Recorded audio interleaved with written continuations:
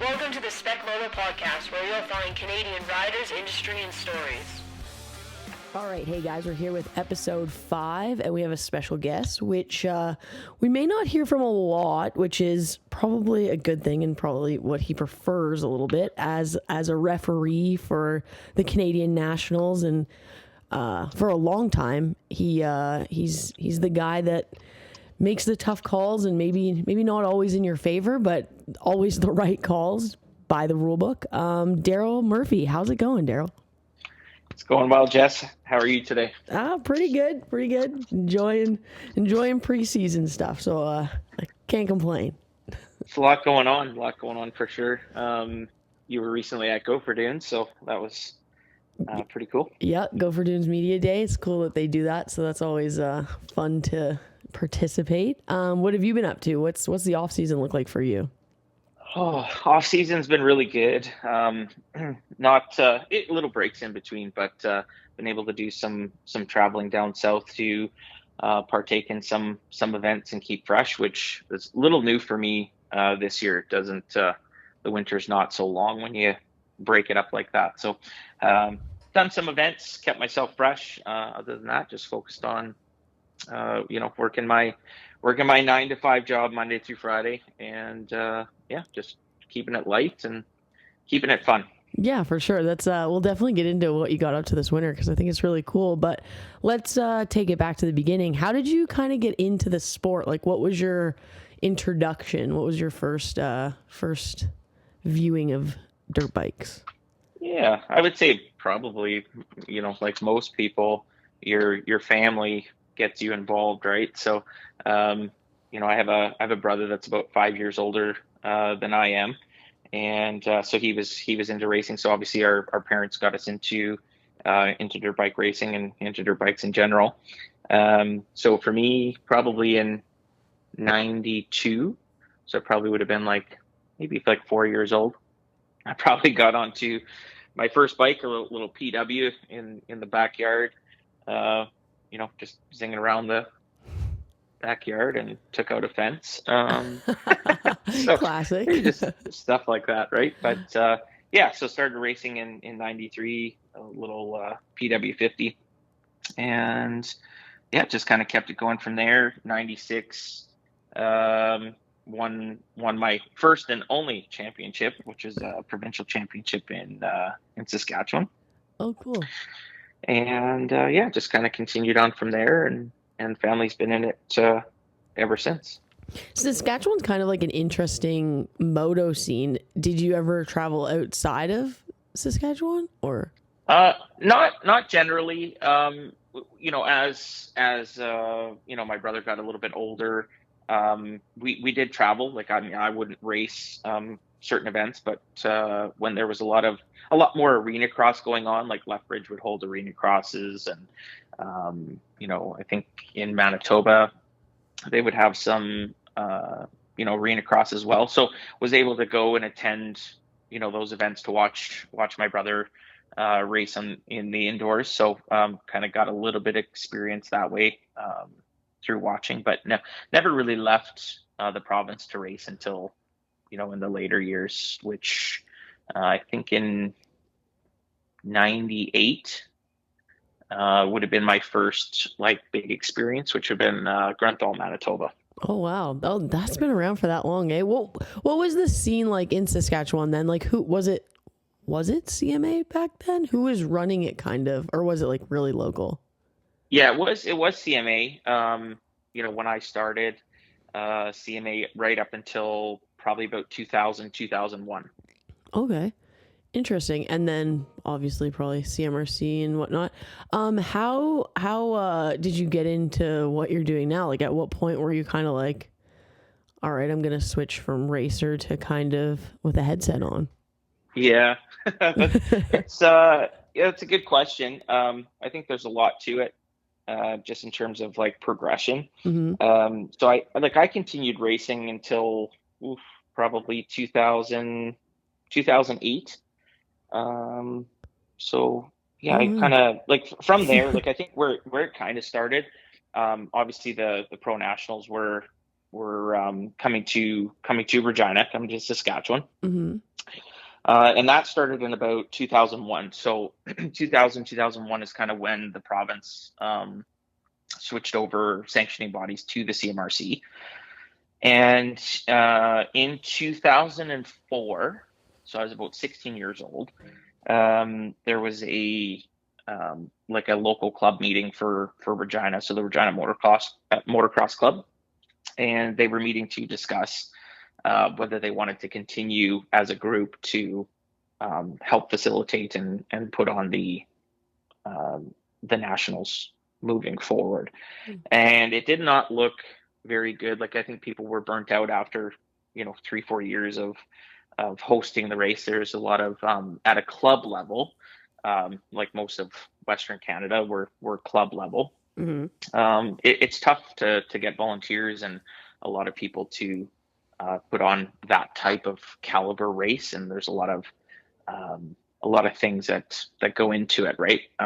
You got to make sure you have the porta potties, you got to make sure you have the gate staff, you got to the medics and just all that kind of stuff, and obviously the track prep work and making sure that your water systems are dialed in. There's a lot of effort and energy from people that go into making that event. So I think there was a lot of burnout, and I felt it was a good thing to have this type of event come to Saskatchewan. So I raised my hand and said, what can I do to help? I am willing to get involved. So at 16, at 16, yeah. Oh, wow. So I think that really changed the energy in the room, at least from my perspective, and that was motivating. I think for some people, including myself, to get involved.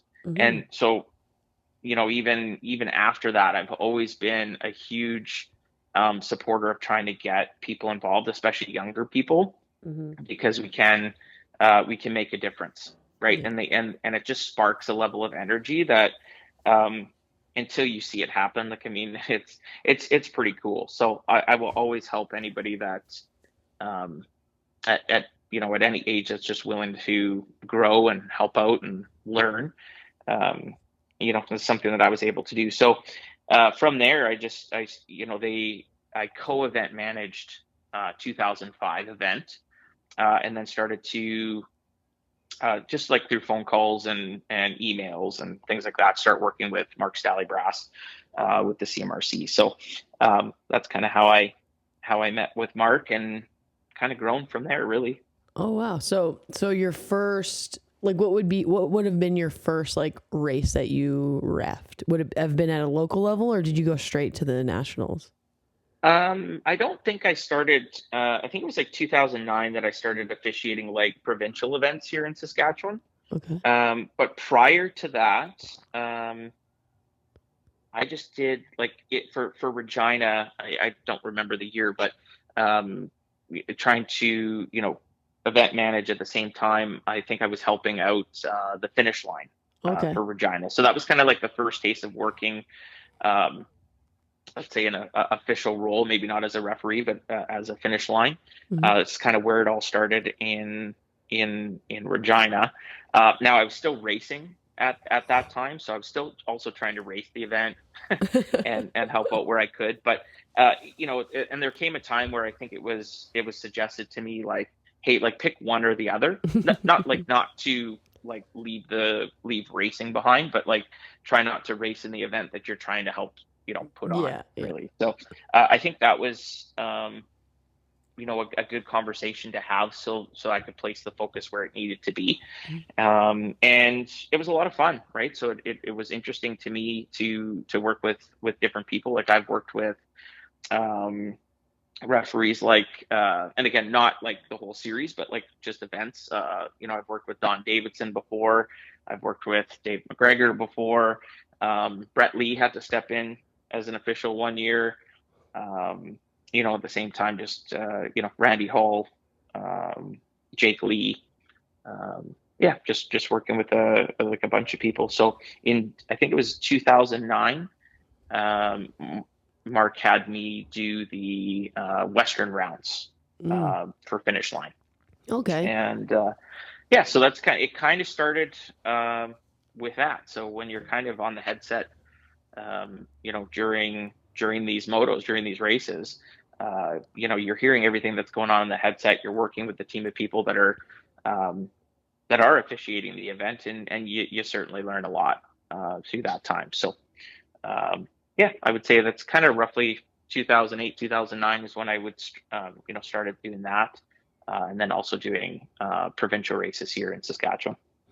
That's pretty interesting. So 2009, what was the first year you moved from the finish line into more of the co-referee position you're kind of in now?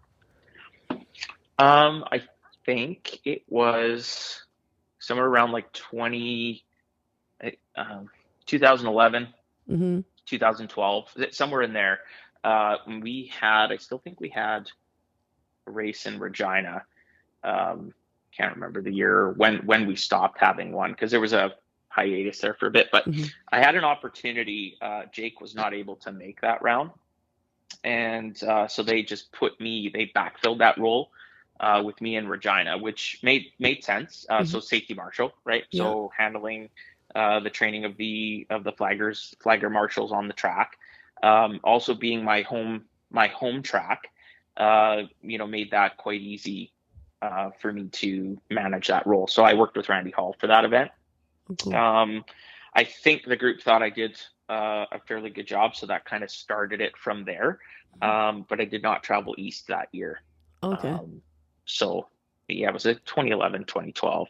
Right. And then in 2013 is when Paul Kingsley came onto the scene, and that's when I started traveling a good chunk of the series with Paul. So then it was kind of like the dynamic duo began in 2013. That's right. And have you missed a season since then? Like, I can't remember one that you weren't at. No, the only one I missed was probably 2 years ago. I missed my first round since then would have been, I think I missed Kamloops that year, 2 years ago. Oh, I see. Interesting. So let's maybe get into like what you do in a day, like I guess even the day before. Let's talk about, I don't think a lot of people know all the prep you guys do, like with putting the stakes out, and I assume just like scoping the track and just seeing where maybe potential infractions could happen. What does your like Saturday look like, let's say? Yeah, so generally, if we can, we're arriving Friday at some point. If we're able to check out the track, great. But most days it's a Saturday morning type thing. Show up, try to do a track walk where we can, kind of itemize where we want. We start with the corner markers. So whether you want to call them, corner markers, what we call them. Some people call them yellow SpongeBobs. Yeah. So we try to allocate, where we want to see those. How many we have versus how many we need. If we have spares, we kind of know what area we might need them in. Should we need to add some during the moto? So like markers do change sometimes, once we're through practice and things like that. So I think that's the first priority, is figuring out where you can use those corner markers. And obviously we use those markers outside of corners as well, where we need to, whether it's trying to cut off a low line somewhere, something's developing, we'll try to mark that out.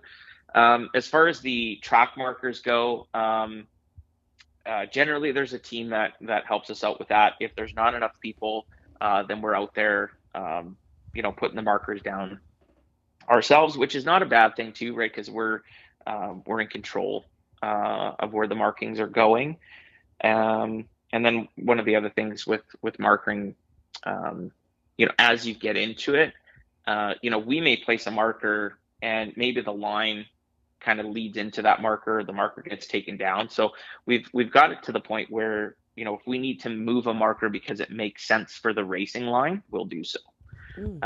But yeah, just a lot of setup. And then from there, we have our, I guess, quote unquote, team managers meeting. And those have gone many different ways over the years, but, I don't know if it was who asked the question, like when did that all start? And I can point to that. I think it was 2007. One of Morden Manitoba's races was a mutter. was a mutter, and they got to the first set of motos. I wasn't involved in this race, but I was there as a spectator because Regina was actually the week after. And I think that year they started in the East for a couple rounds, if I remember correctly. Went to Morden, and then Regina was round 4. Had a mutter, and then there was like this rider boycott, if you will, for Moto 2. And they were going to run the races, see what privateers might have shown up to the line. Because if you have 5, that constitutes a race. And, had we gotten 5, guaranteed that race would have run. And you probably would have seen some more bikes on the line because points would have been on the line. Unfortunately, I think we only got about 4. So that didn't go over very well. So the next weekend in Regina, just to kind of, let's say tone it down a bit or, calm everyone down, they started having managers meetings so that we could talk about those things ahead of time. So that's kind of where that all started. Oh, wow. I didn't know it came from that. That's pretty interesting. I can't imagine being in that meeting. That would have been a spicy one. So, that's where that started. So we do a team manager meeting. Again, different ways of going about it. In the last couple of years, we've really tried to structure the meeting and keep it down to, let's say about 30 to 45 minutes, and very structured track, talk about medics, talk about safety, potential changes. So we do have a structured program for that meeting so that it doesn't go off the rails. How often does it go off the rails? Yeah, it can get sidetracked, right? It can get sidetracked because someone wants to talk about something from the previous weekend. And again, we're not trying to shy away from that, but at the same time, if you don't have structure, it just you could be there for an hour. Yeah. That's right. You could be there for an hour and a half, and not saying we don't have time for that, but we have other things to do. And then from there we start to do our technical inspection, which Kinger likes to check over the motorcycle, which is good. And then I try to at the same time make sure that transponders. Some years we've recorded serial numbers, sometimes we don't, sometimes we apply frame stickers. So it's changed over time, but making sure the graphics are proper sometimes. I mean, I've had my hand slapped a few times for being too lenient at times for some people. And not just some people, but just like, whether it's a privateer coming up from the States and, you really want them to be, a part of the event, and are we really not going to let someone race because their graphic is a little off? I don't know, but hey, rules are rules. So, got to tighten that up when the boss asks, but I think the Evan Stice 2025 round 1 with the mailbox numbers would be what you're referring to. Yes. So it's just, it's one of those things. You learn from it, and you get better at it, but you try to have, and maybe that's it in Canada, right? We're not too soft, but we're soft sometimes. Just based on our love for the sport and trying to help people out, and being that friendly Canadian. So whether you're a race team manager, a racer, or an official on the track, there's a different atmosphere here, I think. So, doing technical. And then once we're done that, we kind of, generally there's amateur racing going on at the same time. So we usually wait until the end, not always, but, wait until, it's safe for us to be out on the track and getting those stakes in and just, prepping for the next day. There's still lots of work that gets done Sunday morning because obviously your tracks are, the track is still getting prepped and watered and things of that nature. So that's pretty much our Saturday. Yeah. And then so last year there was like some rounds where it was attempted to run riders meeting on Saturday. I guess, I don't know how much we should get into like what's changing for this year. I guess it's kind of cool, but like, was that like sort of an attempt to kind of make Sunday a little more easy, like for everyone kind of. And like, it seemed like by the end of the season, it sort of faded. Is that the plan for this year, or like what's moving forward? Well, let's just put it this way. If you continue to do the same thing year over year, and I think about this personally for myself and my, my trajectory or my path, and I'm sure we'll get into that later with some of your questions from down south. But if you continue to do the same thing, nothing's going to change. Yeah. Right. So, did we try something new? Yes. Did it work out the way we wanted it to? Not per se. I don't think we were fully prepared for what we needed. But either way, we felt like giving a little bit of time back on Sunday, especially for us. So it wasn't just about us, but I mean, it did give some time. Maybe the racer doesn't have to be, maybe he's getting an extra 30 minutes of sleep. I don't know. Yeah. Right. But that gave us more time on the track. And for me, because you generally don't see me at riders meeting, I'm running my safety meeting at the same time. And so one of the things that clashes and is it's challenging is to, because Paul Kingsley's over over a PA system, and I'm trying to train and coach flagger marshals before they go out, but I'm trying to talk over a PA system. Yeah. And so then also trying to train flaggers at let's say 7:30, and then having them placed by 8:00 is a very tough thing to do. So again, trying to get the marshals there for, let's say, 7 a.m, so that we have time to train in place. We have the time and space to do that appropriately, versus trying to rush anything that does not need to be rushed when you're talking about safety, right? Yeah. So that's some of the reasons why we wanted to make that change, but it was also easy just to fall back into regular routine, and a lot of people liked the Sunday morning riders meeting, especially on the media side. They get to take their pictures in the morning, and maybe start creating that story for the day, just based on that riders meeting. So I think what hindered us in Calgary when we tried that, we were set up with one speaker. Yeah. It's windy. Not a lot of people knew about it, so the communication was off. The cadence was off. But it also, said some good things, some positive things is we were able to go through maybe a little bit more at the first round than we normally would in a, let's say, 20-minute riders meeting. Yeah.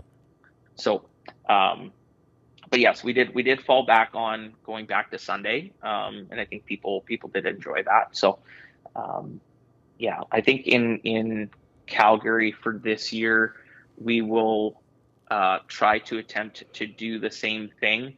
Just because it's the first round, we will try to give that extra little bit to start the series, and try to do that on Saturday. That is not 100% confirmed, but we will try, and hopefully we can, learn from last year and just have that communicated well in advance, and then obviously have a system set up where people can actually hear us. Yeah. And go through that. But for the remainder of the season, I would say that it'll continue on Sunday morning.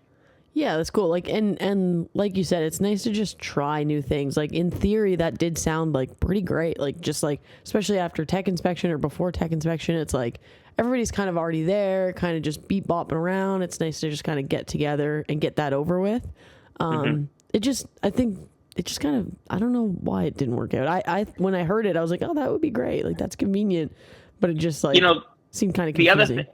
The other thing that really, I guess, sucked too was you also have amateur racing going on at the exact same time. Yeah. So there's a lot of noise. There's a lot of things going on around us. So Sunday morning, that's our time. Yeah. Right. So it's quiet. Everyone can hear us. There's not much the focus is on, right? So unless you can guarantee a certain time period where the amateurs are on a break, and that's tough when you're trying to run a schedule, and if they're running behind, running ahead, things of that nature. So logistically speaking, it is easier on Sunday, but there are some things, certainly that we want to try for, let's say, the first round, to just make sure that it's not just your regular riders meeting. It just gives you a little bit more of the expectations for the season, and also just gives opportunity for people to potentially ask questions. So yeah.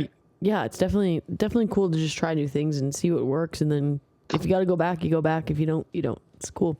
100%. Yeah. So let's get a little bit into like what you did this winter. Maybe like it seems like kind of like a new chapter is kind of starting, and maybe deep diving a little bit more into maybe some AMA stuff and some FIM stuff. Let's actually start it off with like WSX. Like we saw you on the floor in an FIM polo. Tell us a little bit about that. So I think it kind of, just to encompass it all here, and even just going back to what I said, like if you don't make changes, like again, it could be like a racer. If you don't make changes to your program, that, will help advance or further your progress, then you're probably just going to run into the same results, right?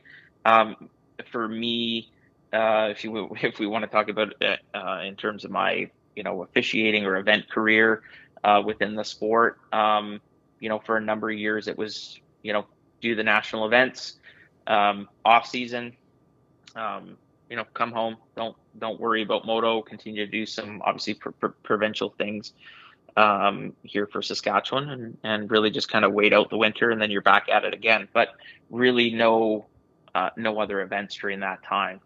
So in 23, we were at Calgary, and Lee Freiberger came up to me as the first time I've met him, and he was the president of the CMA, and he approached me and wondered what my interest would be in taking a technical course with the CMA FIM.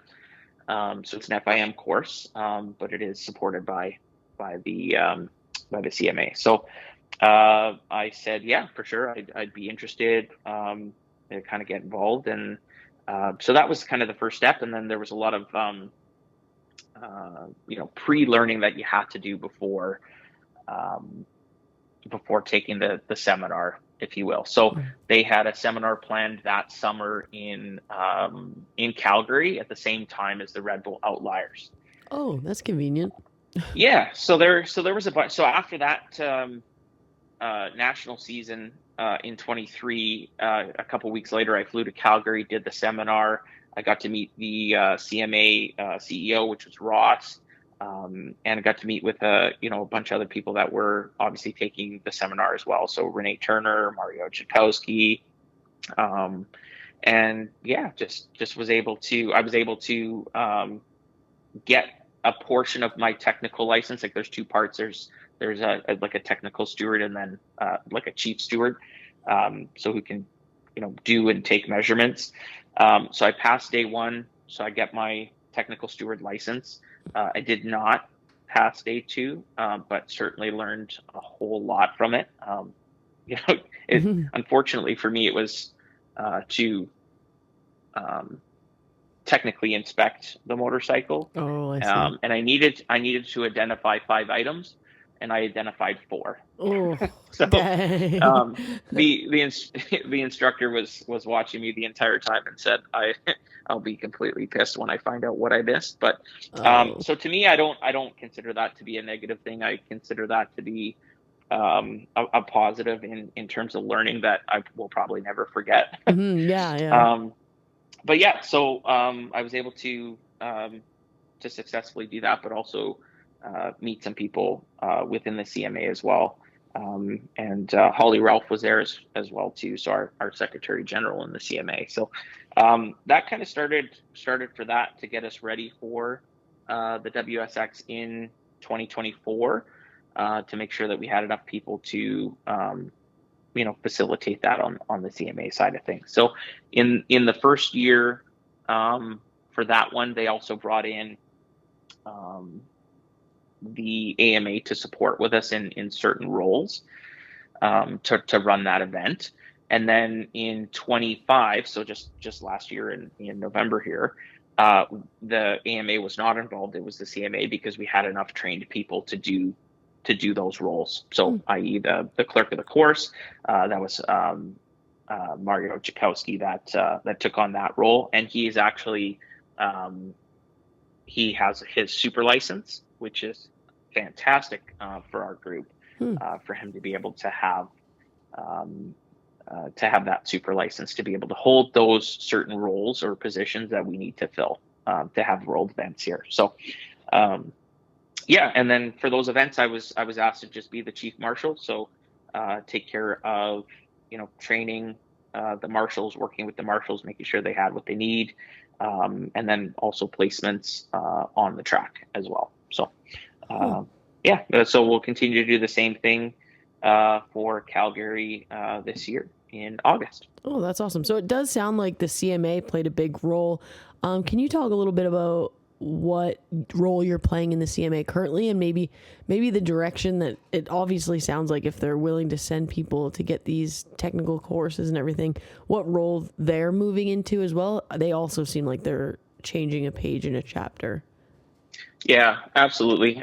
So like I said, it for me, just that initial approach from Lee got me started with, get your CMA membership. So I have an enthusiast membership. It's got $35 plus tax, right? It's like $38, right? Get your membership, do the licensing, get onto the FIM site, do the learning, do the events. And, during those conversations with Lee, I wanted to make sure that what I was currently doing wasn't going to interfere with what they were, hoping for me.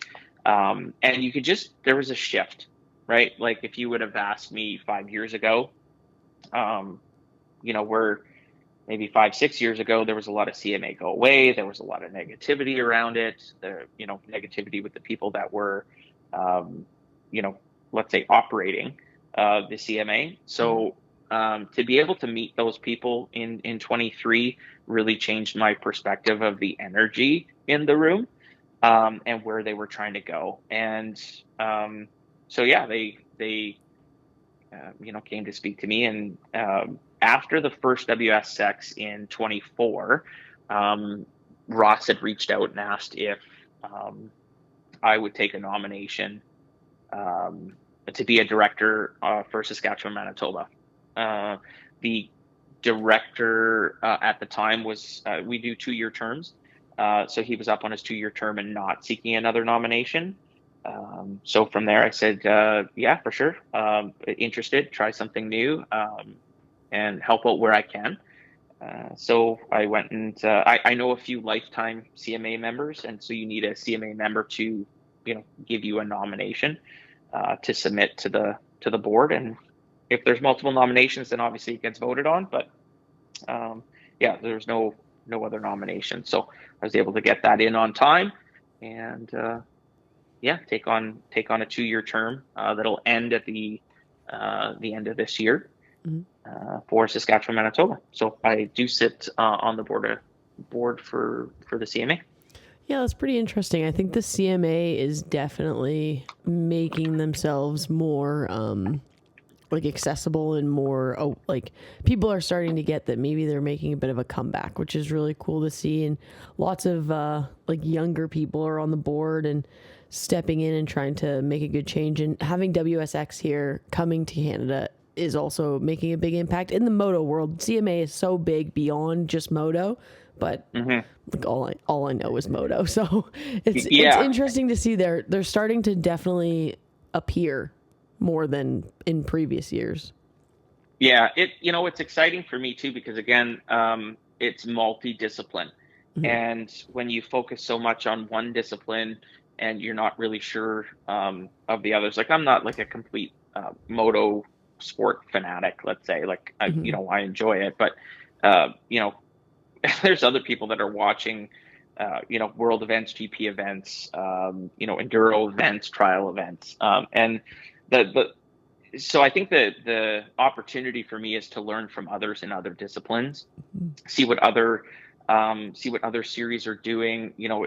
Some of it is transferable, some of it isn't, some of it's similar in nature or thought processes within a series. So I think that's a real opportunity for me to grow and learn from others in just two wheels in general, really. So, I came on board, and our first year was really, obviously we technically acquired or absorbed, let's say, the MCC.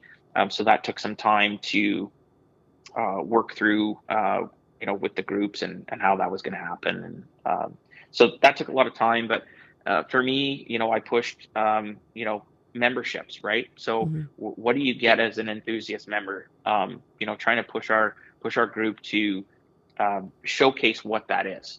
So some of that is you could search online and see what the benefits are of being a CMA member, but we don't, not that I've seen personally, is that we don't tell people, we don't make it big enough for them to be aware. Mm-hmm. So that's been a big push from my side of things, and we're getting there. And then this year, like just full energy, moving forward. We started to put committees together. So committees for safety and training, both on road, off road. We have an off road committee. We have a women's committee. Competition committee. We're putting together people across this country in multi-disciplines that are willing to take their time in whether it's once or twice a month. Some people sit on more than one committee to offer their time to to the cause, right, of motorcycling in general in Canada. So it's been really fun this year so far to see what we've built. And I mean, every committee's working on something different that's going to move us forward. So, our media committee as well. So I would see some. I think we're going to see some changes. In that perspective. We're creating. Again, how do we move forward? Like right now, the CMA is not looking like this isn't anything about really sanctioning, right? Like we want to support motorcycling in general. So, for example, the CMA helped with the appeal process with MRC Triple Crown last year. Mm-hmm. So, yes, completely different group, but they were willing to help and support, and generally will continue to do that. So just at this point in time, rule books, how that would work. Are we preparing for the future? Absolutely. Otherwise, why would we be doing what we're doing? But multifaceted ways of going about doing that, and it starts with our committees, and it starts with our membership. So that is going to grow. I think you're going to see the CMA grow in the next couple of years, and we're going to see some good things come out of those committees. So, yeah, for sure. Yeah, there's definitely a lot of good conversations going with a lot of impactful people in the country from every discipline. Like you're saying, it's a very good group right now that's having conversations. It's really cool. Let's get into, so then from there, we kind of heard some cool US stuff this winter. Can we talk a little bit about the AMA and what roles you're playing in down south? Certainly. It started with a conversation, really. So last year, I really tried to find the time to kind of sit down with people, people that I've known for quite some time, or, back when I was with CMRC and Stally Brass in certain parts of my roles, I would also do the parking for the pro rigs and the pro privateers. Mm. And so you get to know a lot of people throughout that process. And so I was able to get to know like Riley Bruff, Morgan Berger, Dusty Humphreys, Morgan's brother Cameron. There's, then McCoy came along, and then Gavin came along. So, most recently, Gavin Bruff and his family. So there's Gary and Courtney, and Riley would be at a couple events here and there. So I was really trying to just spend a little bit of time with them, Because sometimes it's once the event is over, either you have a flight or it's Saturday night and people are busy. But so at Walton, at the end of last year, I made a point of just sitting down for like an hour and a half and just chatting. And I was sitting down with Gary and chatted everything, just motorcycling in general, just passion. And one of the first questions I asked him, because they had, years ago when I was a little bit younger, they had always said, "Oh, you need to come down to one of our races." Mm-hmm. And they were, I believe, running races in like their RMX series in Utah and whatever other states that they run in. There's a lot. Mm-hmm. And they've always wanted me to, or have invited me down to just come check it out. So I hadn't done that, and just following with the trend, just, try something new, do something different. And so I asked what event they believed, that I should come down to, or, what would make the most sense. From my perspective, I was just looking to come down and, watch some races, watch how they run events, and just kind of hang out with them and spend some time. But so that got into Gary suggesting that I look at getting myself licensed through the AMA. And they talked about, I think they were more so laughing like how easy it might be for me to take the test and pass it for whatever skill testing items that they had.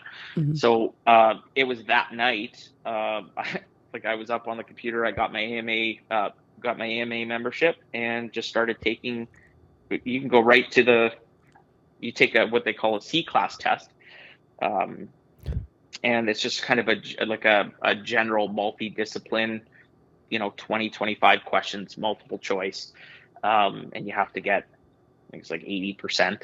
And then from there, if you pass that, automatically, you can print out your own certificate, or download it, however you want to call it. And then the B testing, then it's more discipline specific. So obviously chose motocross. Again, same thing, 20-25 multiple choice questions, 80%. And then you're kind of on an AMA level, amateur wise, you're certified to officiate events. So so that night I sent Gary a text message with the photo of my certificate, and we just had a good laugh about it. Yeah. And I would say within 2-3 days after Walton, I had already had flights booked for the event that they said I should come down for, which was their Thanksgiving Classic, their state championship. Oh, wow. So within 3 days I think I had flights booked, and we just started planning for me to be there. And they also joked that they wanted me to officiate the event, which I was a little taken back by, maybe a little nervous. Maybe there was I didn't know what to expect, right? Like, you're potentially throwing me into a situation that I've never been in before. Mm-hmm. So you could take all the experience in the world, but there is a little bit of nerves in there to to go and do something like that. Well, so I kind of not fought them on it a little bit, but I was like, oh, I don't know. Like, I just want to come down and, so I'll support you wherever I can, but I don't know if that's what, I want to do per se. But, just after several chats, and what I did is I just started to prepare myself. So print the rule book, go through the rule book, highlight what I need to highlight, make sure I have the schedules right. I put a binder together and just had certain tabs of what I needed. So whether it was, event forms that I have to fill out, if there's any protest or infractions, at the end of the event, you have to submit forms to the AMA. So, making sure that you're tracking your infractions, any penalties that are assigned or given out, I have to log those. So I had all my documentation ready to go, in case that's exactly what was going to go down. And I had a blast. They gave me the time to walk the track, give suggestions, talk about safety, to, where I'm going to watch, the racing from, what I can see the most of for the track. And, over 1,300 entries. That's the biggest event I've ever been a part of. That's a lot. To working with a group that knows how to run races, just made it that much more enjoyable. And when things did happen, they were always there to support. I'm still making decisions, but they're there to support me as well. So I started to, you just jump in, right? Yeah. So even though you may have, you may be a little bit nervous to do something, much like any racer before a race, right? Everyone has that nervous pee, Yeah. so to speak. You go and do it, and you're surrounded by people that are willing to support you, and obviously they see something in me, that they want, me there, and I bring my own, flair to it, if you will, and just kind of, I just really had a lot of fun. It's good experience, and I think that helps overall for, my progression as, an event official, or somebody out on the track that's trying to support. So I think certainly I've grown a lot, this year due to that. And I think it did well enough that they had asked me to come down for their area qualifier in February. So I did that, and then the World Minis as well. So I went back in, I think it was April, near end of April. Did that event, and so that kind of keeps me fresh. And then obviously I did Toronto Supercross, which obviously wasn't down south, but not Supercross, the Arena Cross, sorry. Yep. So got to do that event as well. So just kind of keeping fresh, doing different events, doing something new this year. Just had a whole hell of a lot of fun doing it, and learned a lot, and still learning. So, I think in terms of making changes, doing something different, that was one thing that I was after in 2025. And just conversation starter. And here we are today. Yeah, that's really cool. Is there something that would be on your bucket list that you would love to officiate? Like would Loretta's or something interest you, or a Supercross? Is stuff like that kind of a goal, or is it kind of just let's play it out and see what happens? Yeah, I don't think I'd want to be the guy. No. I'm really happy with where I think we're at, on a national level, for, let's say, marshaling and safety on the track. It's never going to be perfect, but I think the way I've gone about, training the marshals, and especially if you have marshals year after year that are the same, that kind of know what's expected, or people that have worked with me before, when I go around during practice, make sure I visit each marshal, right? Mm-hmm. You don't see that all the time. So yeah. I don't know what they do in other major events, or in AMA Pro Motocross. I obviously I think they have a person, but I do read up on the things that happen, and one of the number one complaints as well is the flagging, and how it gets done. But what are they doing to change it, right? So I always talk to marshals, if you're on the track and we're waving a flag, but nothing is changing, the riders are not obeying, we need to change what we're doing. Mm-hmm. So I think just over the years of developing the training and how we do things, not placing a flagger at the face of a jump. Yeah, we should be prior to the face of the jump to give the racer enough time to back it down and follow the rules, right? Yeah. And also keep them safe. So I don't know if I'd want to do a big event. And one of the things that I've learned with doing, World Supercross, with CMA, FIM, working some events with, obviously the AMA, but, I also went to my first MX Nations, right? So that was really cool, really fun to watch. But everybody works as a team, and there's, sorry to say, but what we have at Triple Crown is what we have to work with. when I've been elsewhere, there is an individual for a lot of, for different roles. So it's not one person taking on 5 different roles per se. Yep.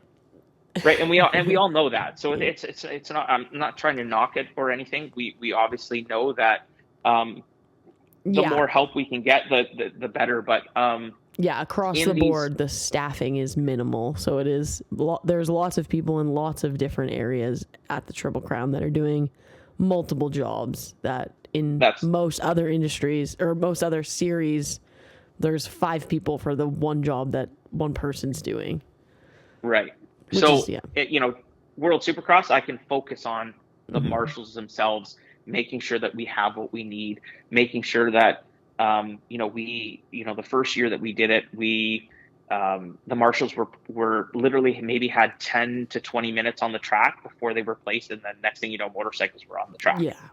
And that was, to me, that was unacceptable. I could see how uncomfortable they were. Yeah.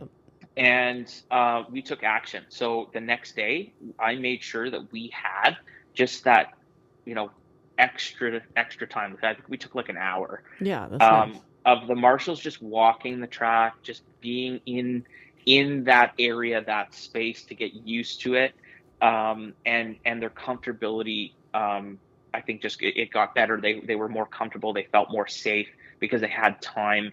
To kind of look and be aware of their surroundings, which is key to anything safety, right? So I would say if any event, I would love to help with safety and marshaling.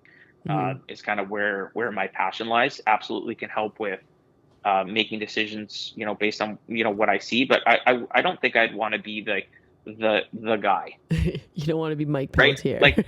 Like, yes. So, you're right in saying that. Like, I mean, I could, if it was to take over for Paul Kingsley, yeah, sure. Am I capable of doing it? Absolutely. Would I feel confident and comfortable in our country currently to do that? Absolutely. But I would want to do that if there was other people in a group and or someone. Doesn't have to be like me, but someone like me to help back me up, because that's exactly what I do for Paul. Yeah, and we work super well together, and so really don't want to lose that. Unfortunately, as the years keep going, things are going to change, right? And not sure how long Paul will continue, right? I mean, you'd have to ask him that question, but. I would say that as long as I'm still involved and he's still able to do it, I probably wouldn't change it at this time. But there needs to be some sort of progression or someone that is willing to step up to learn. Whether it's the event itself or marshaling on the track. I would hate to give that up. And not have someone to back me up if I were to take that role. Yeah, and honestly, I do not see that today. We need someone to raise their hand and say, "Hey, I'd be willing." And then obviously we need to, either find budget for it, or that person invests in themselves to get to that point. Because I invested in myself when I started with Mark. So he didn't just take me to every round. Like I made it to each round. And he just compensated me for that work. So really it was break even for me, which was totally fine. Yeah. So, I would encourage anyone that's got a passion that wants to get involved, whether they're racing, not racing, and, maybe wants to challenge themselves to do something different, or you want to get involved in the series, like put up your hand, start a conversation. And try to get involved and opportunity to learn from me, learn from Paul, learn from those around you, and get yourself involved. So yeah, that would be cool to just have somebody a little bit younger step up and you guys be able to just kind of take them under your wing and create that job there. That would be, so if anyone's listening, do it. It's what's happened for me. There's no way I got here on my own. There's so many people around me at a local level, at a club level, at a regional level, and at a national level, and even an international level. There are people that will surround you if you let them, and people are willing to mentor other people, Yeah. and I've had so many, over my time. Can't name them all, but they're Stally Brass, Brett Lee, Melody, Wendy Snellgrove, Susan Harris, right? Like all those people Yeah. that have helped, and then locally, obviously my parents, and couldn't have done it without them. And the amount of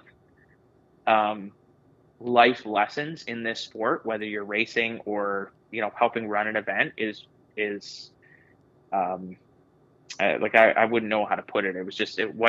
So far it's just been an experience, and I'm probably in maturity wise or maturity level, I'm so far ahead.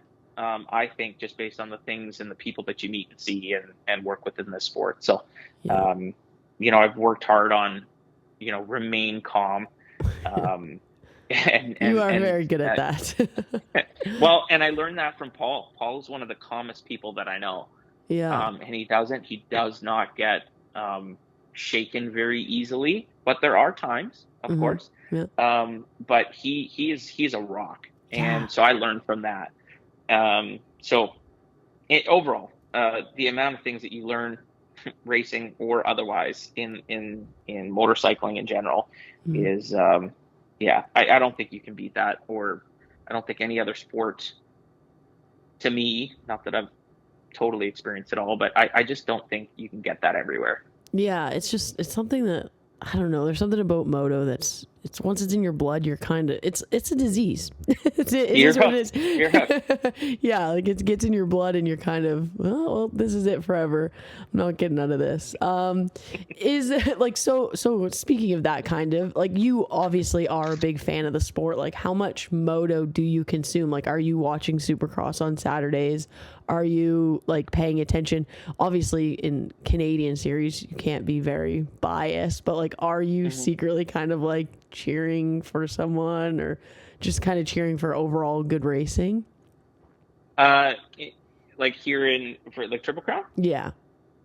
No, I think I'm pretty impartial when it comes to that. I want everyone. I want to do a good job so that everybody feels as safe as possible. Like, we know there's inherent risks in this sport, but if I can do anything, which is prepare the marshals, prepare how we go ahead of their placement, and just how we I use these words to marshals all the time. We cannot always prevent things from happening. We can't prevent a crash, right? But what we can do is try to mitigate anything further from happening. And if we can do that, then I'm happy. And I think over time I've built trust with your mainstays and our racers in general. So I have a great spot really to get to know people as best I can, week in, week out, however you want to put it. But I don't really have any favorites. I just want to make sure that, if there's nothing that I have to do, and I'm just watching great racing, we're having fun. Yeah, that's right? good. It's when you have to start doing the hard work that it gets a little tough. But I want everyone to succeed. I want everyone to be safe. But I don't really have any favorites. All right, easy. We all have favorites. What about Supercross, where you don't have to be? You can be biased. Yeah, there. Supercross.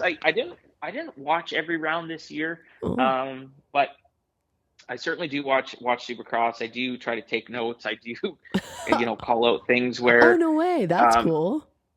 Yeah. So, I'm a fan of obviously, like, how can I've always been a fan of Ken Roxon. But I know his career inside and out? No.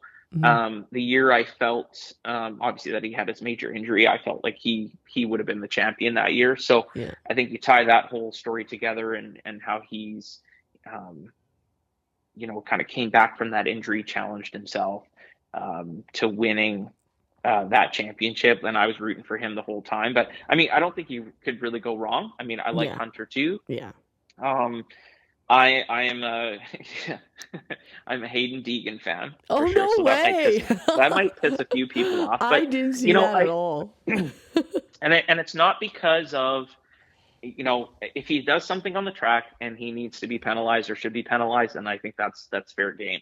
Yeah. You know, so I think those pieces are appropriate. But I think, obviously he's built something for himself in the things he does on socials, and he's bringing a new crowd to the sport. So I mean, how could you really be upset with that unless he does something extremely wrong? But it's eyes on the sport, right? It's also an entertainment business. Yeah.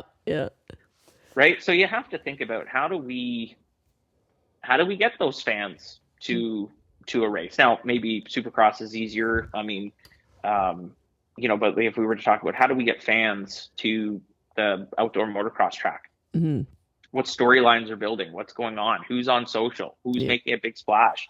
I mean, all of those things, hopefully should count towards getting people to the track. Yeah, right? That's definitely something to consider with him. He's like, I don't think I'm his target audience to be his fan, but I think that for sure I can respect, one, he's an amazing rider. Nobody can take that away from him. And two, he is doing a phenomenal job at marketing the sport. Yeah. Sometimes some of the things he does is like, do we want to be known for that? But like, whatever, butts in seats is money in the industry, so we can't really say anything there. So for sure, I mean, I agree. And the one thing I don't want to see, I mean, you could see it every now and again, but you don't. Personally, I don't want someone to dominate the entire season. Yeah, exactly. Because that just kind of gets boring. But you also learn to find the battles outside of the top two. And there's some people in our sport that can do that very well. They can pick out the battles, and I just don't want to see someone just completely dominate to the point where it's, they're ahead by 10 seconds and they win every moto. Exactly. Sure, every now and again, absolutely, you're gonna see something special, and kudos to them and their racecraft and talent, and the work that goes into it, but. I want to see some racing. Calgary round 1 last year was that was awesome. and spicy. But that's the stuff we want to see. 100%. I don't want to see takeouts and things like that. We don't want to see that. Do we want to see tight racing and possibly contact bar banging? That stuff's okay. That stuff's legitimate. So yes, that's the type of stuff I want to see. That's the stuff that I think is entertaining. And our job is to, make sure that we're watching so that nobody crosses the line and make sure that it's fair. Yeah. Is, what we're trying to do. So that's a perfect segue to get into the next little part. Like, let's talk about the line. So obviously last year, from a fan and obviously a media perspective, it was, in my opinion, one of the greatest series of all time, especially going from Gopher Dunes, like all of the gas situations and all of that. Obviously, there's tons of rules there that I wouldn't even know where to start. And then going into Sandali with even more. Can you talk about, like, from your perspective, obviously from a fan and media person perspective, it was unbelievable and I wouldn't have changed a single thing. Like, let it all happen. But from your perspective, obviously you would disagree. What does that look like on a day for you? Like, having to make those hard decisions, and then even talk about how it kind of goes into your week. Well, Canadian Moto, it's chaos. It's just absolute chaos. We'll start at Gopher Dunes. Like, I think everything leading up to Gopher Dunes was, series was going well, and I thought my energy was high. I was totally into it. Get to Gopher Dunes. The championship's close.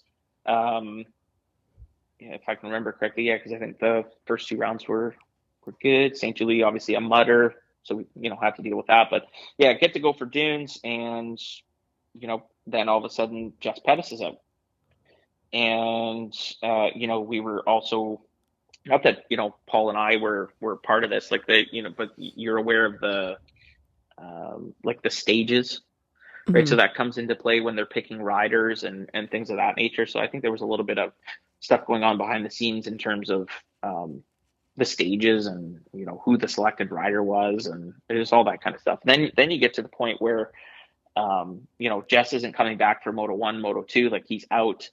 And then you get into the motos and all of a sudden Dylan has a fuel issue or a fuel stop.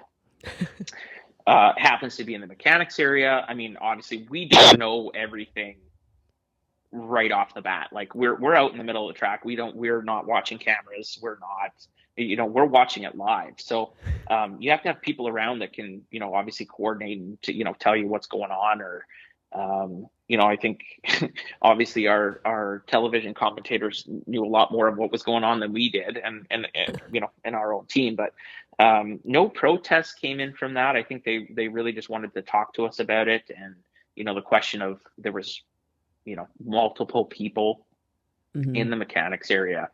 And, my suggestion is just place in your protest. Don't wait for us to, think of it or, if you thought we saw it, you don't know, don't assume, Yeah. just place your protest. Yeah. Right. And there's a process for a reason. Let's try to follow it. Hmm. A protest wasn't in there, but you get like a text message or a message saying, "Hey, I need to speak with you," or "I want to speak with you." Um, so there was a lot going on from that perspective. Even so outside of the event, heading into Monday morning, and the rest of the week, you're getting texts and phone calls and follow ups and questions as to why we didn't do anything. And we did do something. We placed him on probation and fined the team Hmm. for what was happening in the mechanics area. Hmm. But they, it was being suggested that that could be, potentially a disqualification for, let's say, outside assistance. Hmm. But then you need to define, well, even though he was in the mechanics area, so Hmm. it's not a disqualification. It's just the amount of people that were in there to support. And then, I mean, obviously because we're in Canada, I mean, we have team managers, track owners, and that's not a bad thing. They're growing our sport. But we do have those intricacies of things that we have to manage and deal with. And so really as a track owner, you could really be most places on your property, right? But Yeah. there has to be some lines and some discussions, and we've had those. But I think during that time, I think there was some um, assumptions being made. There was personal statements or just, and when I say statements, like just direct conversation with myself. I think my impartiality or our impartiality was in question. Our integrity was challenged. Hmm. Um, so I think that takes a toll. Everyone has a right to their opinion, and so I don't disagree with them having the freedom to have that opinion, but to face that head on, to have integrity challenged is I think mentally tough Hmm. sometimes. So I think you have to dig deep and do what you think is right and within the rules and also be able to explain it. And if you can explain it, then I think that's okay, right? So we went into Sandali team managers meeting knowing that those were going to be questions, Yeah. but within our framework of our 35 to 40 minutes or whatever our allotted time is, and it's about 45 minutes, we kept it very structured. And we gave time for people to speak, but we stayed on track. And we heading into Sunday, everything, it wasn't perfect, but we were gonna have a great racing day, and nobody was fighting or anything like that. Like we were going racing. first motos, 250s. I mean, you don't even really need to talk about the 250s that day because 250s, I think, were just fine. Racing was good, no issues. Yeah, it kind of got overlooked because Seb got his first win. It was like, oh, I guess there's just so much other stuff that happened. Yeah. So then you go into Dylan had a crash. Well, obviously, Jess is back after a huge get off in Gopher Dune, so he's back at Sandalee, and Dylan had a crash. I witnessed the crash from jump number 3, so we're talking all the way across the track in the back section in the woods there. Mm-hmm. I seen the get off, but that's about as much as I could see. I could call it out on the headset to make sure that we had people heading over there to make sure, we had it under control. I don't know the situation, mm-hmm. But I know from what I've seen, it was going to be something that we need to get there quickly. Yeah. And by the time the medics got there, and by the time anybody got there, Dylan was already self-checking himself, getting back up and on the bike and gone. Animal. and right. So, I mean, we didn't know, any different. And so then, when you take social media into the equation, or, people reaching out personally who care a lot, mm-hmm. Talking about concussions and what the protocol is. And, some people even, I can't even remember if it was at the event or after the event where people really questioned that. Mm-hmm. Some people said they saw him hit his head. Well, I mean, we don't have that type of information. Yeah. Had we been given that type of information, or we physically had seen it, or that he, wasn't functioning, it's really hard to tell or to make a decision, especially when a championship's on the line. So I don't get me wrong. We could talk safety and we could talk championships, and, where does the line kind of blur together with safety? And, obviously just in sports in general, the focus on concussions and CTE and all that kind of stuff. Right. So, mm-hmm. Then you kind of get into,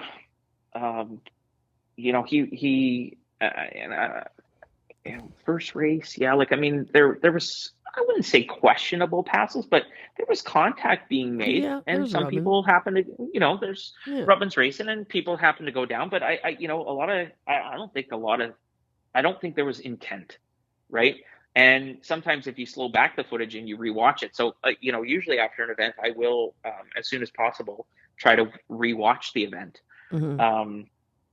Gain a little bit more insight, or was there something that was missed, or just what learning can we take from it. But in some of those cases, like, you could see, he hit the edge of the track and his back tire bounced over, and, that changed his trajectory, and there you go. So I don't think it was an intentional, thing or a takeout when there's rubbing and someone goes down. But, there was some of that in Moto 1. So, and for him to charge back to whatever it was, I think 9th or somewhere in the top 10 for sure.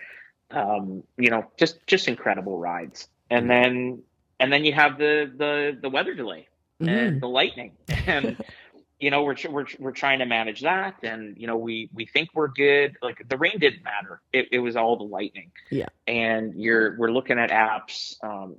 I have an app that shows me kind of distance and lightning strikes and things of that nature. So, I mean, we're trying to watch, and we're trying to work with Fox and our, producers and TV group, and, trying to make decisions. And we're like, okay, we're going to delay, whether it's, 20 minutes, 20, 30 minutes.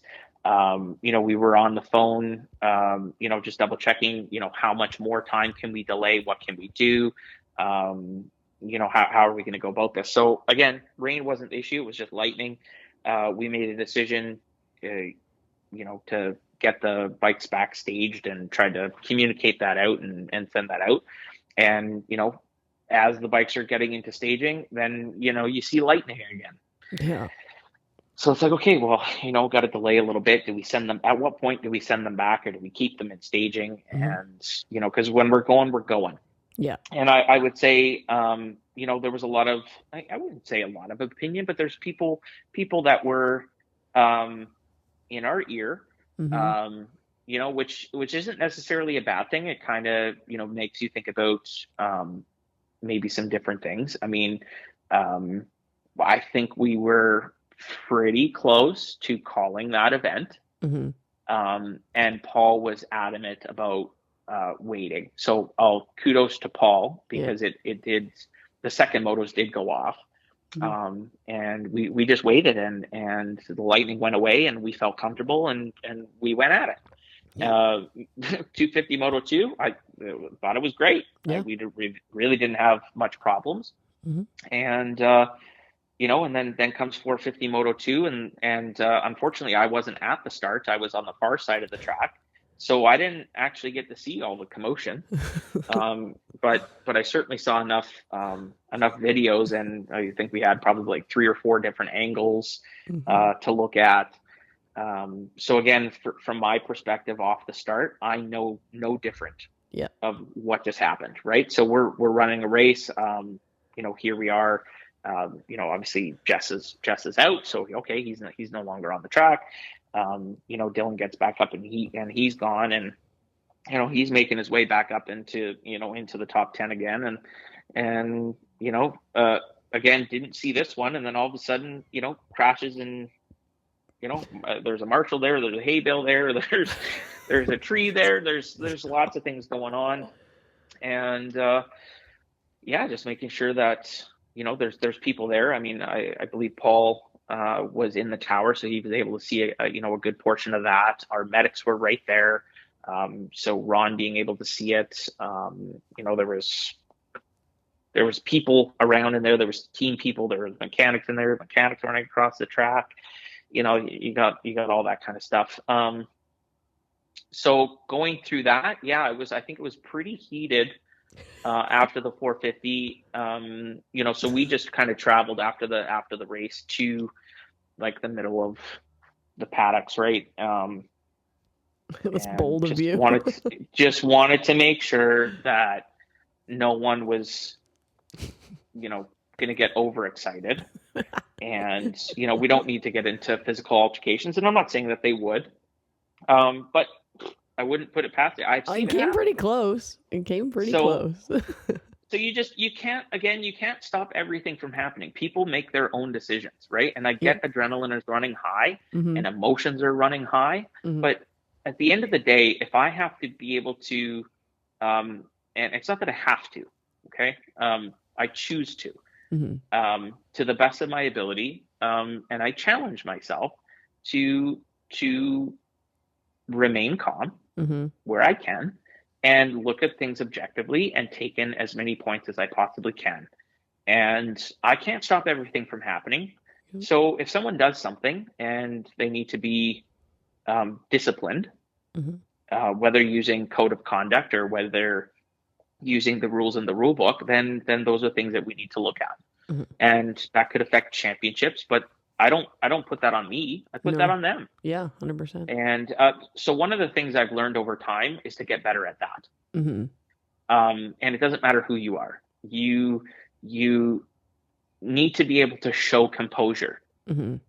Even though I understand the sport and the adrenaline is high. I get it. Yeah.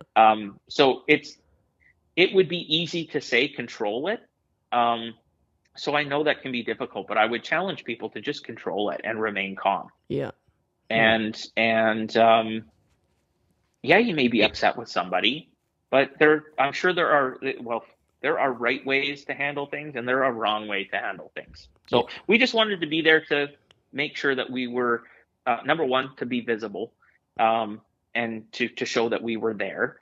Not because we were trying to, stop anything or be available for someone to come yell at us or something like that. Like it just be visible, be there. Clearly we understood that there was some heat. But again, even at that point, we still didn't know everything. We didn't see everything in terms of video. And, obviously Kinger had saw the start, but, Kinger's 2 eyes versus, I don't know, all the cameras around that were able to show different angles. Like there's different perspectives. So after that, we went back to the hotel. Like we hadn't even eaten yet. And so, we took some time, we had some dinner, we went right back to the hotel. Like Kinger was going to travel home that night, and I suggested he stay, and we get to work on reviewing footage, and because a lot of the fans and media were probably like, well, how come the results aren't Hmm. finalized yet? Like Yeah. what, like, if you were to compare AMA to what we're doing, why Hmm. why did the referees not handle this before they left the event? Yeah. Right? But we had so much to go through. Yeah. There's I two of think you. it would.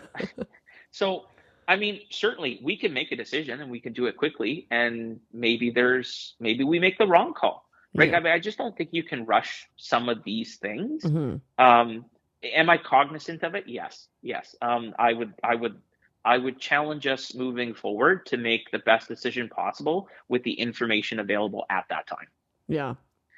And And then have to if kind that's of all we deal have, with the repercussions later of like seeing more stuff, which is that's right. that's tough for I wouldn't Yeah. want your job. So I think there's learning in all of this, whether it was a good day or a bad day. I mean, in the moment, yeah, it was. You get tired. It's draining, Yeah. because people are focused on you to make some decisions, but it's really hard when um, there are multiple opinions Hmm. and they're being shared. Yeah. There's multiple angles. There's people to work with. And to try to not be swayed Yeah. by any of that, or for anybody trying to sway us, which I don't think people intentionally do, and I'm not saying it happens, but Hmm. they're you know we wouldn't have had access to all the videos, Hmm. so people were sharing so Yeah. that we were able to be able to see what was going on. Well, we spent like 3 hours just watching video back and forth, still shots, moving shots, motion shots, like slow mo shots, like full speed shots, Oh. and really just trying to understand: is it a racing incident? Was it intentional? Those types of things, and I think we still came out with the right decision. It was a racing incident. Then Hmm. when you come down to, you're already reviewing the event, and then you review the crash for Dylan, and then you have witness statements. You have, there was a lot of stuff to go through, and at the end of the day, there was decisions made to um, unfortunately disqualify Dylan from that moto, as the mechanic started the motorcycle. And I understand that they may have thought he was not going to return to the track, Hmm. but we can't. Yeah. That it's a mute point because this happened and these are the rules, and that's how we did it. Unfortunately, we were reviewing everything that Hmm. we possibly could. So and then in terms of like just head safety, concussions, and stuff like that, I challenged our team that may see things, whether it's through drone footage or otherwise, to let us know. Like we work on the same. We may have different roles, but we work on the same team. Hmm. And if something is seen from one of our people on the cameras or drones, or whether it's in the office, um, let us know. Yeah. Like, so then from that moment we started. I would go into, let's say, the booth or the trailer where kind of on-site production was being held, just to make sure if there was anything that we needed to review, Hmm. and we would. So if there was something that they thought we needed to see, they would let us know. So Yeah. I would go visit them, just trying to create some protocol around, was that moto good? Do we need to have a discussion and then move forward? But I would say after Sandali, after leaving the event, because we started making a decision, like it must have been like midnight, and then trying to get that out into, to the MRC head office, to make sure that media was able to put that out, making sure that we had the documentation ready to go. And still not perfect at it, but we're trying to communicate, much like the AMA would do, like their directions report, where who got docked what for, whether it's fastest qualifying lap for whatever they did. So trying to be put that out there to people. But so you're trying to do that, and people that may be unhappy with the call or question the call or want to know more, they're calling. I know at one point I just needed to put my phone on do not disturb, and I just threw it to the side because I didn't really want to answer it anymore. And I think, to be honest, my passion died a little. so it was very tough to want to get on a plane and go to the next round. But we do these things, and I challenged myself, mentally to, obviously just talk about it. So, I talked about it with people, and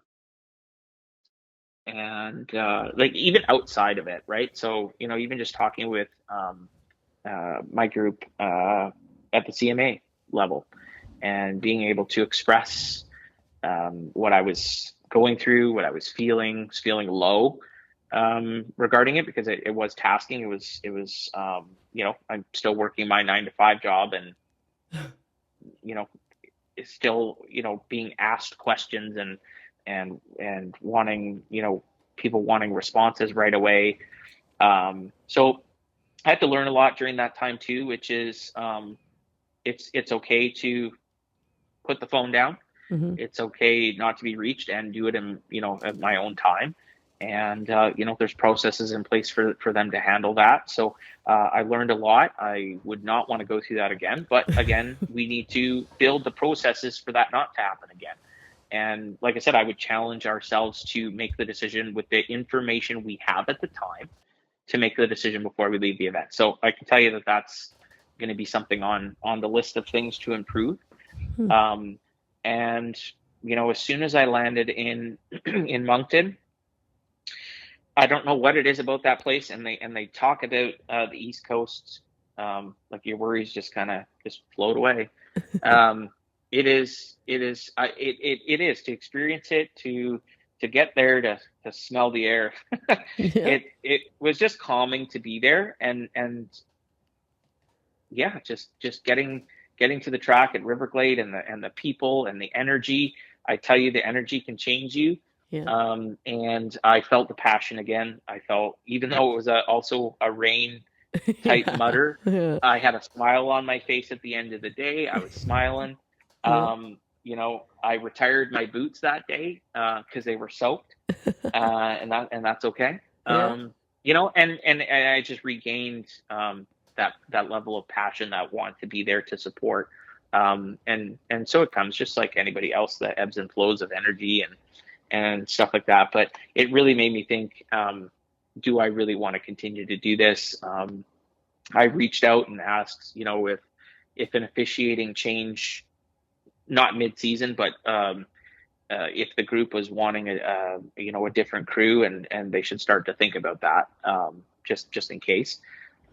Because when impartiality and or integrity get challenged or questioned, I'm not saying they don't have the right to do that, but it also makes us reflect and look, are we the right people at this moment in time, right? Like, things need to change and progress, and we've been doing it for a long time, and I understand people get used to that. But I challenge ourselves to learn and grow at the same time. But maybe new blood is good, and I've always believed new blood is always good. To refresh and whatever. But I think people do like our consistency, and they do like our mentality. They may not always like it at certain times, but I can tell you that we work really hard on trying to make sure that it's fair and impartial, and we just want to see the event and the athletes be successful and safe as possible. But so here we are, and looks like we're back for another season. I mean, I haven't really had a lot of connection as I've been doing other things, trying to grow myself. But I'll be ready for round one, and hopefully that answers your question. A little bit long, but No, it was a emotionally draining, mentally challenging. People that you've known for years, and but learned a lot of how to try to manage that. along the way. So I think I'm a little bit more capable and ready to manage if we had that similar type situation. Not saying it would go perfect, but we certainly learned a little bit, to try to manage that better in the future. Yeah, for sure. It was definitely, I think for everyone, it was a big learning experience. And as much as it is such a, like, maybe some people didn't handle it with like, maybe the word grace or, like a little bit of passion. I think the another takeaway from it all is it is such a passion driven sport. And there's so many people that are involved that aren't even the racers that are so committed to like their team, their rider, their thoughts and their like feelings that maybe sometimes like it's almost like it's so funny to know these people outside of the sport kind of, or like just on a Friday and then just see them on a Sunday just like in no disrespectful way, just be so irrational. Like, whoa, like what are you doing? But it's simply because, and I'm guilty of it as well in scenarios where it's like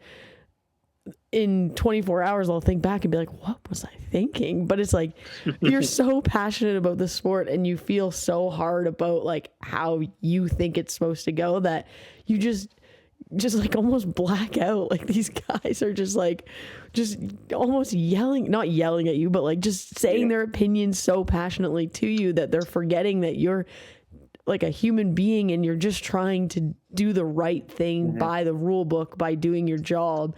And it's like, they make it almost like personal where it's like, this isn't personal. This is my job. This is what I'm trying to do the right thing. Like it's almost like they think that you're against them. It's like, no. Like you feel that way because you want this person to win. That's not the case though. Like I want the right person to win, not your person, not that person. Yeah. It's just so interesting. And like, I'm not saying I'm maybe the worst at it. I get heated fast. So I get it, but it's just so funny to look back at it on like Tuesday and be like, whew, that got spicy fast. Yeah, and I mean, at the same time, I mean, we don't get me wrong. They have a job to do. Yeah, exactly. Yeah. This is, riders are hired by teams and things like that. But let's not forget our privateers make this series, and so attention needs to be paid to everyone. So we can't just be looking one direction. And, we have a whole track to watch of racing, whereas, a manager in a tower or, a support for that team, they're watching the race that their rider is involved in or the battle on the track that their rider is involved in. Or maybe they have a spotter that's just watching other competition to see what they do wrong. I mean, they have more eyes and ears than we do.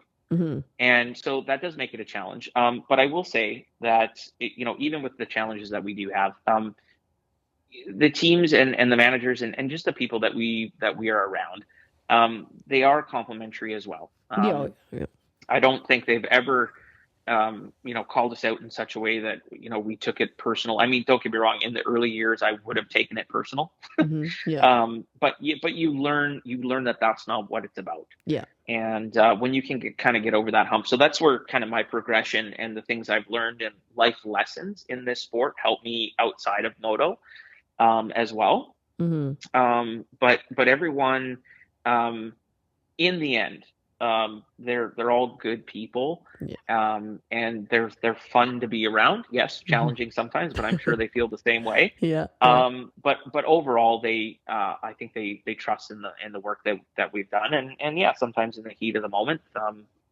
things may get said or questioned, but we move forward, we get stronger. And hopefully we can, 2026, I mean, just based on, some of the lineups that we got, for racers, I think it's going to be a good year. Yeah, it's stacked. I think all three classes are very entertaining, like just watching like some local gate drops and stuff. And it's going to be really good, but I don't know if that makes your job any easier. So let's talk about 2026. Let's talk about obviously it's pretty close, but I think our series likes to run things pretty last minute. So is there any changes? No disrespect, like it's facts are facts. No, yeah.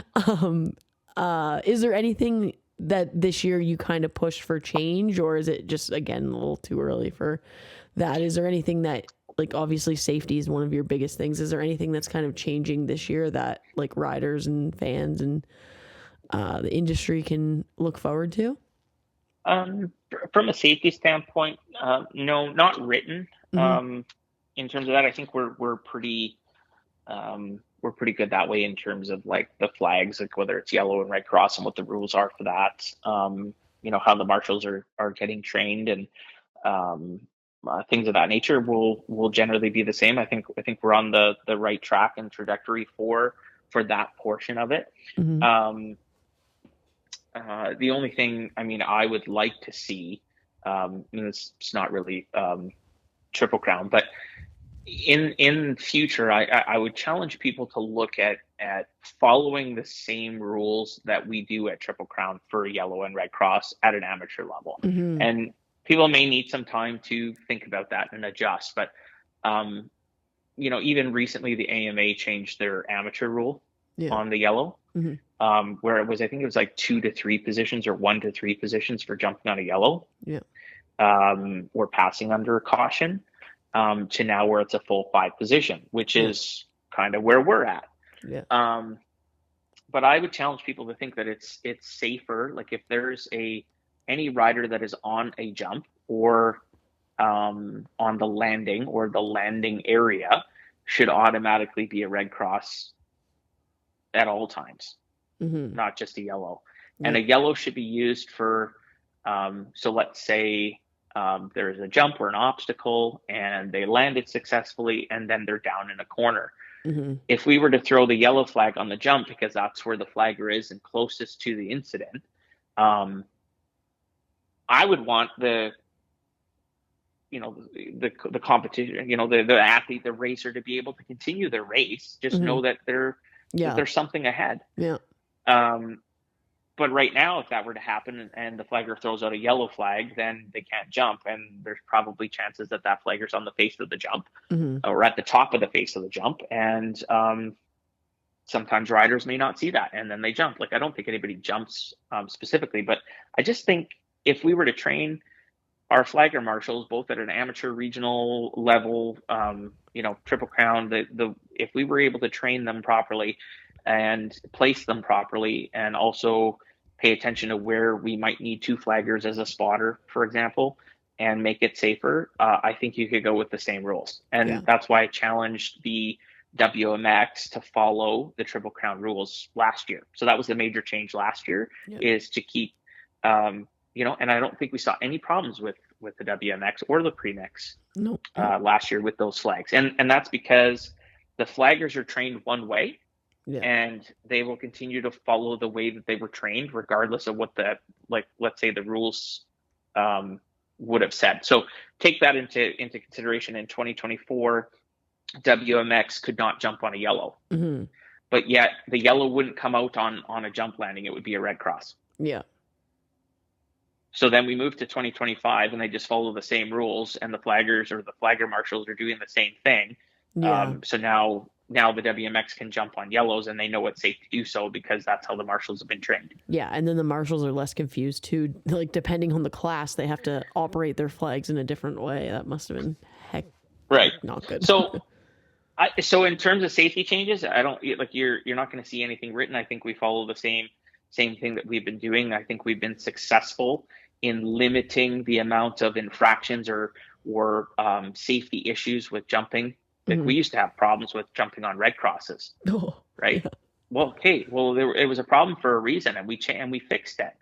I'd like to say I fixed it, right? By placing the flaggers properly. And don't get me wrong, I've learned lessons along the way. But the way that I go about giving that training and also visiting each one personally to make sure that they understand the assignment. And I give them, things that have happened over the years, I give them the examples to do their to do their role properly. So no changes that way, but I would, because I have this platform that you've given me, to be able to just throw it out there to say, I think changes in the future as to what or how they follow the rules or use the flags can be improved. And I think safety will improve if we just kind of follow that kind of guideline. Now, others may have difference of opinions, and that's totally cool. I'm not like pushing for change. I'm just saying that change is possible. Yeah. But I can't be the only one to, push for it. May need some extra help behind that. But so back to your question, no changes for that. The only major change that I'm aware of, and I didn't spend a lot of time helping with the 26 book, is Stark. Or electric bikes will be allowed in all classes, so WMX, 250, and 450. Yeah, that's going to be a interesting one. Do you guys know yet how you're going to manage that? Manage that in what way? In the way of, like, obviously they can put it in, I think, what is it, like 60, 80 something horsepower, like, and they can put it in that the 250 class, just send it. Yeah, so we did have we had some opportunity and examples, because we had a Stark in St. Julie. Yeah. And we were able to go through, because it's all like smartphone based, really. We were able to go through that process and be able to like lock in the horsepower, and we were able to choose the length of time. Oh, that's pretty interesting. So I think it's like 72 hours, 48 hours. So will you just check that like on the start kind of thing before they go out, like make sure it's on the right setting and then kind of reevaluate it at the end? Or is it just like how? No, so we did that during technical inspection. Okay. So we would lock it in for, I think, the 48. It has to be longer, like obviously it can't be shorter than 48 hours, but or 24, let's say. So I think there was only like 3 options, but we went with the middle one. And you just, in technical inspection, we locked it out at that horsepower. Oh, cool. And then any follow-up checks or no? No, because one would say that you've locked it in, they shouldn't be able to change it. Now I did have some, and again, I don't know everything, obviously, and I'm not like that technical about it. Yeah. But when I went to World Supercross, they had an FIM guy there. Sorry, I can't remember his name, but he was awesome. He kind of talked about it, and one of my questions, or like, oh yeah, I had some experience locking it in, and he kind of chuckled. And so that made me nervous. Yeah. Well, they got an infraction in Vancouver, or the first round, I believe.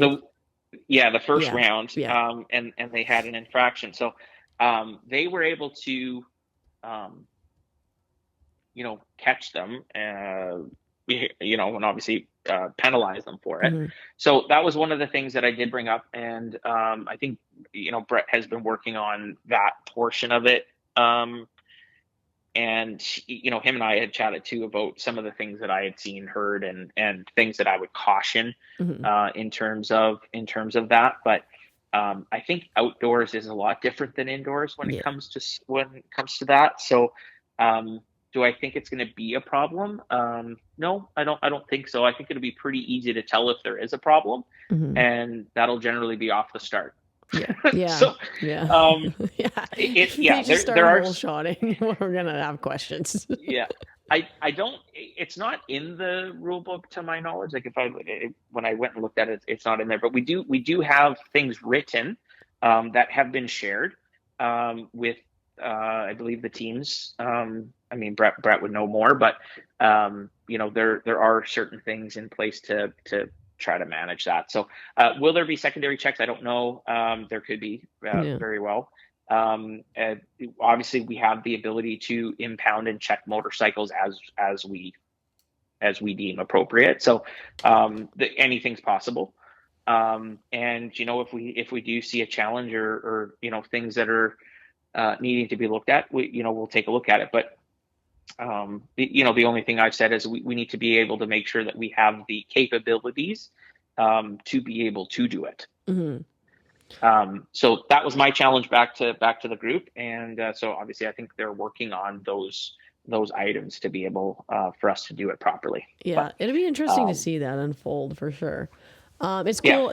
That's kind of the benefit to the Canadian series being maybe, and again, no disrespect, a little bit looser than Yeah. like the US and stuff. And Mhm. I'm taking a lot of your time. I didn't expect this to go this long, but it's been so great. Just one more question, and it's like kind of like a hot topic right now in the US is comms. What do you think from a safety standpoint and like an officiating standpoint on having riders have some sort of comm system in their helmets, whether it's, there's lots of options and we've heard a lot of people talk about it in different ways, whether it's like the team has somebody talking to somebody, but something that I'm interested in is maybe just like a race director or like one race spotter having it and being able to communicate safety concerns or like lappers or whatever sort of thing. What is your kind of thoughts on it from your position? Well, that's a new question. Okay, I'll start by saying to the first part of this,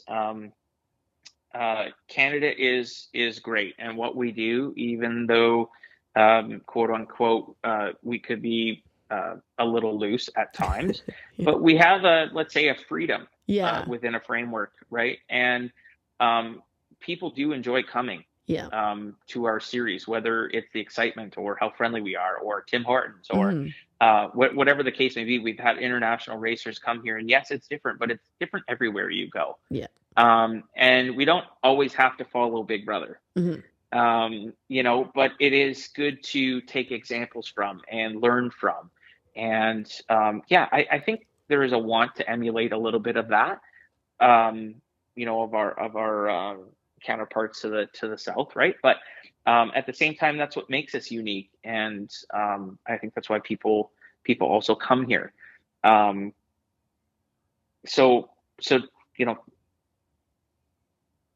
in saying that, in 2 years ago, I believe it was 2 years ago, we did put in there in the rule book that Bluetooth systems or the Cardo system would be eligible. In our series. So it is in there under Bluetooth capabilities. And it's been available for and legal in our rule book for people to use for over 2 years. No way. Yes. So it is in our rule book. Has anyone used it or tried it? I to be honest, I have no idea. I think people have pointed it out before and said like they're talking to the rider, and I said that's okay. It's in the book. They're allowed to use it. So my opinion on it, I didn't bring that up. The series did, and they wanted it in the book, and so we put it in the book. And I think it's up to each individual whether that's distracting or not.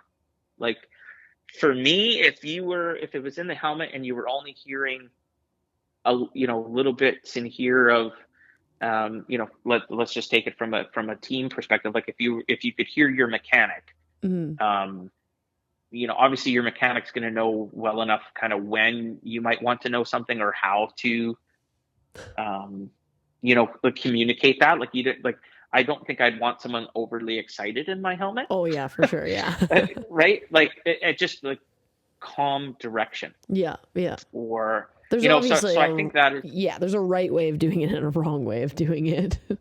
Yeah. So I mean, I'm not against it. I think people have to choose for themselves as to how that works for them and what information is being given. So, but to the other part, like if people were in their headset where, let's say, I had the ability to connect to everyone on the line and say, we have a red cross at jump 10. Well, I mean, to some racers, they probably don't even know what jump 10 is. Yeah.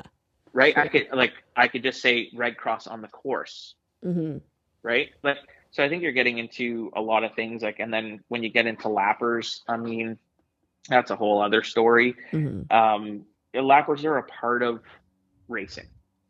And I know everyone gets excited about it, but I tell you, sometimes a lapper makes the racing exciting. Yeah. Yes, you want them to get out of the way, but they're also in our sport in Canada, like those guys could be in the top 10, top 15, and they're battling for 11th is battling for 10th. and they could be getting left. We've seen it happen before, but you have to be able to allow them to race their race as well. But so it is tough, and I think lappers would just get too crazy inside the helmet. But certainly in the future, could we alert people to something major on the track? Absolutely. If we were to red flag the race, having the racers know as quickly as possible, hey, we're red flagging the race. It would just make sure it's a very short communication. But I'm not sure we'll see it anytime soon that way. But I think really at this point it's just meant for mechanic and rider, or team spotter and rider, and to be very short pieces of communication of importance. That's I think where we're at right now. So I'm all for it. It's really up to them how they use it. Yeah, that's pretty neat. That is I'll definitely be putting a post out on that and seeing if anybody does. I'm sure lots of people know, but I'm curious, like maybe there's a lot that don't know. I wonder if any teams have like tested that out. I'll be making phone calls after this. To be honest, I've had people come up and say, hey, I think they're using it, and I go, okay, like I really didn't know for sure, but it was allowable anyways. So I didn't investigate further, if you will. So if you can do the investigation part, just for shits and giggles. Curiosity. Create a storyline heading into the first round. Yeah, how cool would that be, just to like, even as a media person, to mic one of them up? Like, I would love to know what they're saying. Like, imagine Lockhart talking to Dylan. That would be so out of control. It'd be sick. And even maybe get some perspectives from what the riders would think. They tried it before. Would that be something that would cause disruption to their focus? I don't know. Yeah, like for or against it. I'm pretty sure like it would be mixed reactions. Like I think every rider's so different that some would be like, yeah, that'd be cool, or some would say no, but it would be interesting for them to all try it and then give their feedback, just because in theory it's like, well, if a voice just comes over out of nowhere and I'm just about to hit the spectator at Riverglade, I don't know if I'd love that. But if it was handled well, where the person talking knew exactly where they were, it's like, hey, you're only allowed to talk like in the mechanics area or something, and so you're expecting it. It's like there's so many like possibilities with it that it would be. I think we got to look at it more, at least just like explore the idea. And that's what I was kind of alluding to with Canada being a little bit looser. This is the perfect place to test things like that. Like same with like these amateur kids coming up, like Nick or Vincent Way's kid, and Cade Johnson coming, and last year with Dylan or Drew Adams. It's like just such a good stepping stone to what the US has, and I think we need to take more advantage of it. So things like comms is a big communication thing right now in Supercross, because of all the blue flag, yellow flag, all these flag issues. They're exploring that idea, which I think WSX is as well. It's such a cool place that we can test these things. Like we are loose enough that it's a possibility. So for sure. I think that's it. That's all. We'll call a wrap there. This is the longest one we've done so far, which is exciting because I knew you'd be full of knowledge and full of cool stories. And a lot of people I don't think get to hear like a long form little chat with you. So I'm excited to have done this, and I appreciate your time, and we'll see you at round one. Well, hopefully it's going to be entertaining for people. Like if it was entertaining for you, I'd hope, and hopefully I didn't talk too much, and we were able to have conversation like we wanted to, which I think we did. So, it's a great opportunity, and so thank you for that. And it was an enjoyable 2 hours, I would say. Loved it. So I enjoyed it, and I hope others that choose to take the time, or even if you listen to it in segments, that they enjoy it as well. And if anything I can say is, if anyone's ever interested, or you're listening and you want to get involved, or you want to do more, just put up your hand, start a conversation, and be more than happy to support people, mentor people, even just have conversations. Feel free. Yeah, I feel like at a local level, there's so many positions right now that it would be super impactful if you can hop on and start taking a role like that. That would be really cool to get more people involved. That would be awesome. Absolutely. All right. Thanks so much, Daryl. And again, we'll see you in Calgary. Awesome. Thanks, Jess. See you there. Thanks, yeah.